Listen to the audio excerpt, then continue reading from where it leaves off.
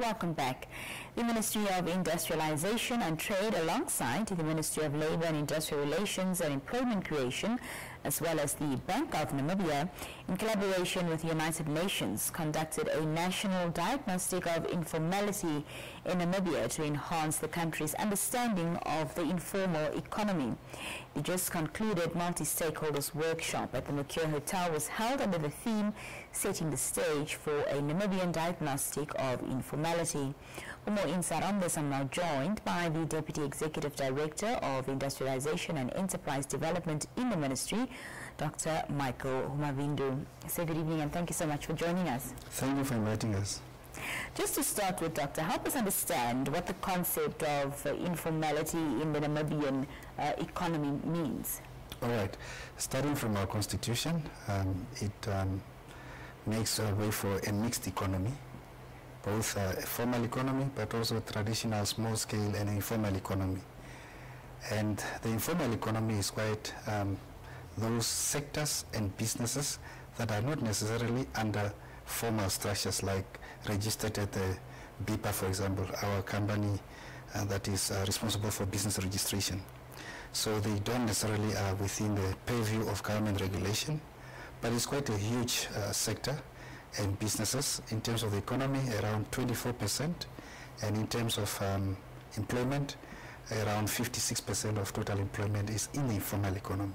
So it's quite a large segment of our economy, but we did not take care of it in terms of good planning as well as in terms of good regulation. And what are the key challenges that emerge for Namibia in transforming the informal economy and creating a structural economic transformation? Right. Firstly, we have a very low entrepreneurial culture in our country. Many of us are low. Yes, if you look at the Global Entrepreneurship Monitor, Namibia ranks very low, and that also pertains to our historical legacy. People are afraid of starting businesses. You are seen as a business failure if you only fail once.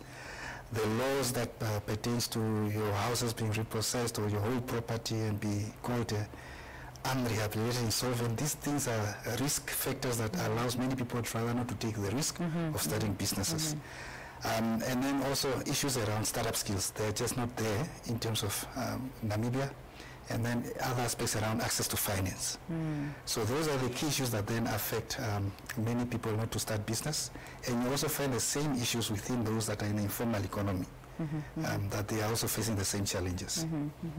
What opportunities are there that exist for industries, in Namibia facing the transition to more environmentally sustainable practices, to focus on prioritizing this formalization? Yeah, if you look at the informal economy, many of our sectors in there are very, very critical for production and industrial development.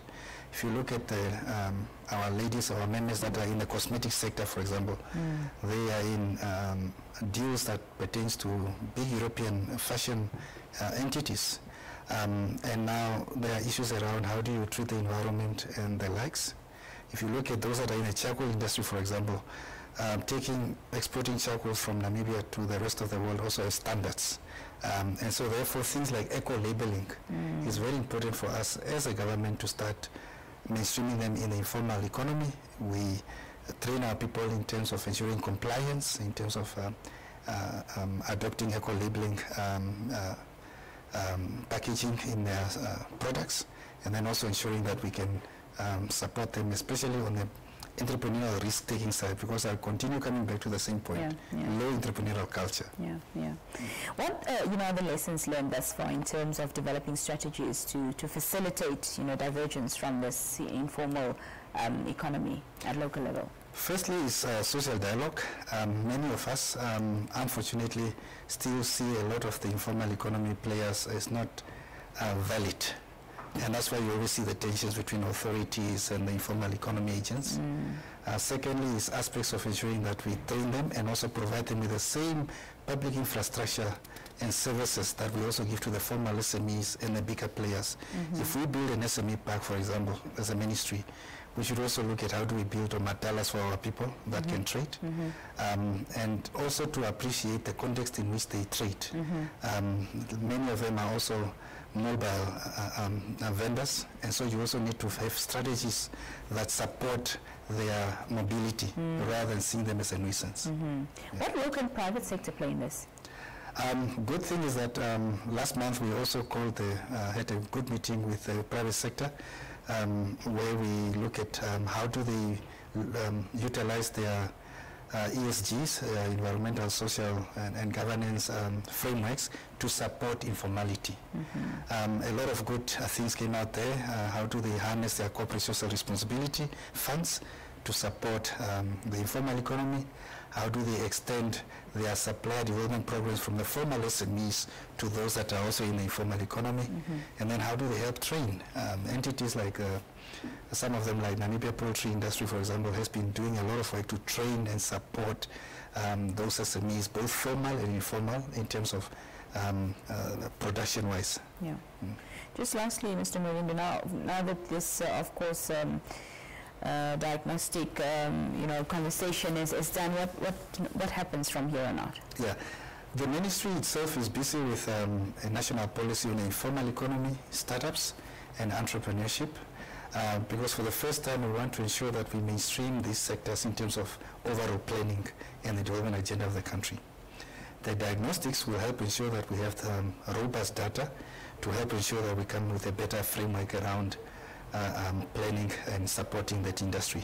Thirdly is to mainstream what we call the formalization agenda. Many people in our country unfortunately think that the solution around the informal economy is to have everyone formalized. But the new development agenda and philosophy of the ministry in our policy says you must make everyone traceable and support them where they are. Whether they want to formalize eventually, or whether they want to add value in terms of being an informal economy player, that is what matters, is to trace them. Because COVID-19 taught us that when we wanted to assist the informal economy agents, it was very difficult for us to trace them because we were not able to trace them. Yeah, because they are not registered, say, for example. So you formalize them by making them traceable, not formalize them because you want everyone to register at BIPA. That's not the agenda. You need to make them traceable and support them in their context. Yeah. And any actions on how to promote entrepreneurship amongst Namibians? We need to look at various interventions. At the ministry, we have our Empretech Namibia program, which teaches two basic things: entrepreneurial behavior, because that's quite key. You need to understand that your pocket for your money is not the same as your business pocket. We know these type of issues.